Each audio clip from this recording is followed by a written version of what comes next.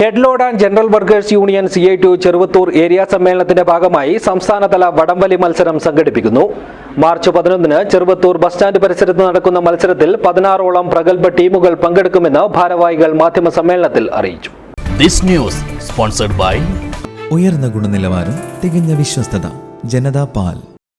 March 30-ന് ചീമേനിയിൽ നടക്കുന്ന area സമ്മേളനത്തിന്റെ അനുബന്ധമായാണ് മികച്ച ടീമുകളെ ഉൾപ്പെടുത്തിക്കൊണ്ടുള്ള സംസ്ഥാനതല വടംവലി മത്സരം സംഘടിപ്പിച്ചിരിക്കുന്നത്. മാർച്ച് 11-ന് പുരോഗമന കലാസാഹിത്യ സംഘം മലപ്പുറം ജില്ലാ ജോയിന്റ് സെക്രട്ടറി ജംഷാദ് അലി മത്സരം ഉദ്ഘാടനം ചെയ്യും.